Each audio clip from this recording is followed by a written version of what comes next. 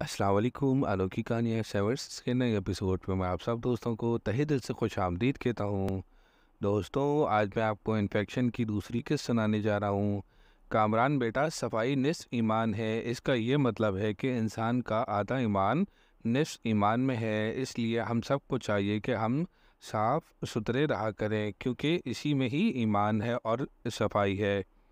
दानिश्वर कहते हैं कि जो साफ़ सुथरा रहता है, बीमारी इसके करीब भी नहीं फटकती।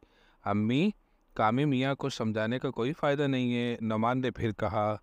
नुमान, तुम चुप नहीं रह सकते, पप्पी जान ने इसे फिर डांटते हुए कहा। अच्छा पप्पू जान, मैं चलता हूँ, कामरान ने मुस्कुराते हुए कहा। मेरी बातों पर अमल करोगे? जी ज़रूर करूँगा, कामरान ने इस्बात में सर हिलाते हुए कहा, और अल्लाह हाफिज़ कहकर वो पप्पू जान के घर से निकला और अपने घर की तरफ बढ़ गया।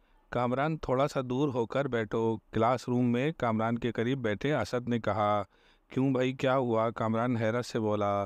तुम्हारे कपड़ों से बू आ रही है, असद ने बताया। लगता है कि कामरान ने परसों वाले कपड़े पहने हुए हैं। साथ बैठे एक और लड़के ने कहा, देखो कितना मैला कुचैरा लड़का है, जैसे ज़िंदगी में कभी नहाया ही ना हो।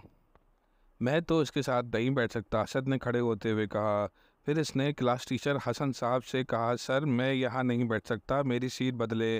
क्यों भाई, तुम क्यों यहाँ नहीं बैठ सकते? हसन साहब ने ऐनक नीचे करते हुए इससे पूछा। सर, कामरान के कपड़े और जिस्म से बू आ रही है।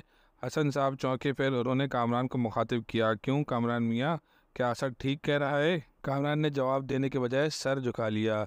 कामरान मियाँ, कितने दिन बाद तुम नहाते हो? ईद के ईद। क्लास में मौजूद एक लड़के ने जवाब दिया। तुम चुप रहो, हसन साहब ने इसे डांटा। अब कोई नहीं बोलेगा। फिर वो कामरान से बोले, बेटा मेरा ख्याल है कि आप काफ़ी दिनों से नहाए नहीं हो, इसलिए आप अब घर जाएं, कल से साफ़ सुथरे होकर आइएगा। हसन साहब ने कामरान को घर भेज दिया। दोस्तों, ये थी इन्फेक्शन की दूसरी किस्त। अब आखिरी किस्त आपको मैं कल सुनाऊंगा। अगर आपको ये कहानी अच्छी लगे, इसको लाइक कीजिए, शेयर कीजिए, और मेरे चैनल अनोखी कहानियाँ 7 को सब्सक्राइब कीजिए। अस्सलाम वालेकुम।